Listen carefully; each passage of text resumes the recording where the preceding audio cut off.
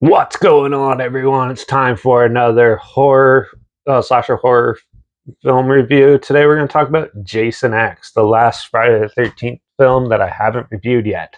It was released by New Line Cinema, April 26, 2002. It was written by Todd Farmer, produced by Noel J. Cunningham, and directed by Tim Isaac, who did films like Skinwalkers, House 3, uh, This On, and Tony. This had a budget of $14 million and a box office earnings of $17.1 million. So, where are they going to take the franchise now? Of course, to space. Like, every franchise has to go to space. Now, usually they do in like the fourth film or something, but this time, no, they wait till the 10th. So, Jason is actually frozen from like an ice age on Earth originally, and a scientist finds him and thaws him out and tries to study him on this cargo ship, and he ends up getting reanimated and basically goes on a killing spree trying to kill off the crew. And other crazy things ensue as well. So this film is a very cheesy, very campy film. This has one of the more creative deaths, especially near the beginning with the nitrogen death scene where a girl gets her face shoved into a pool of liquid nitrogen, and then Jason picks it up and smashes it on the counter. That one was very creative. Some of the other ones are pretty dull and tame. They also try to redo some of the ones from other callbacks from the other films in the franchise, which kind of works, kind of doesn't. So yeah, this has a very TV movie feel to it, though. It's like the CGI and stuff in it's not too bad. It looks pretty good for a 2002 film, to be honest. But the acting is pretty stale and wooden for the most part. It's not the best. Cinematography is okay. It looks like a TV movie, like I said.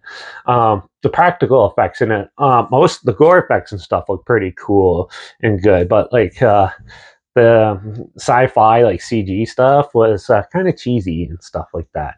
Now the writing, also his suit looks like just a whole bunch of plastic on a big dude, which probably that's what it was and stuff. Now I do gotta say I really like the cameo from what's his name, David Cronenberg, the director of The Fly. He plays the evil doctor in the beginning. That was cool to see him in it. And yeah, some of the also the hologram scene of the early 80s campground ones was pretty funny too, and how he kills them and that. Those are pretty clever, but a lot of them were pretty tame and dull in that. There is some good gory scenes in this with some good practical effects, but for the most part, this film was pretty much a drag. Also, the characters had some stupid, cheesy one-liners that do not age well and stuff. Like, oh, this sucks on so many levels, like that iconic line and stuff. And yeah, it wasn't that amusing. I thought this film was probably the worst in the franchise, to be totally honest. I'm not a huge fan of this one. I thought it was pretty dull, too campy, and just too even tame for what it is. But yeah, it's still an amusing popcorn flick, slasher flick. But overall, I wouldn't really recommend it to watch it right away. So I'm going to give Jason X a 2 out of 5. I think it's probably the worst one in the whole franchise. So they have, yeah, this one, the New Beginning, and then Jason Takes Manhattan are probably the worst. I really like 2, 4, and 6. Those ones are probably the best ones in the whole franchise.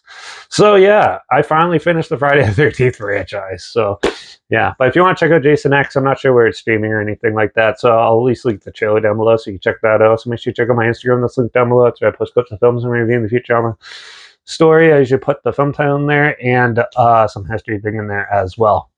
And also my Letterbox down below, Derek P Reviews. That's where I post for star rating after watching the films. And my Twitch down below, _Derek. So follow me on those platforms. Stay with the channel. Like this video, share it so more people wherever. Comment your opinions of the film down below if you have any films or film franchise in any genre and on any streaming service that you want to hear my opinions on in the future. Comment those down below too. I'll try my best to get to them as soon as I can, and if I can find them. And let me know what your favorite Friday the 13th film is down below as well. Don't forget to subscribe. Hope you found something weird, obscure, and odd they probably never thought of checking out together. And also, so hear my opinions on popular films, so come out classic films and reviews on other things as well. Yeah. And don't forget to ring that bell because we're actually going to do a Marvel movie for once. I'm not a huge Marvel fan, but I went and saw Deadpool and Wolverine. So let's talk about that in the next review. So make sure you tune in for that. And yeah, watch out for those crazy slashers resurrected from space going around killing everybody again. And I guess I'll see you all in the next review. So until then, cheers.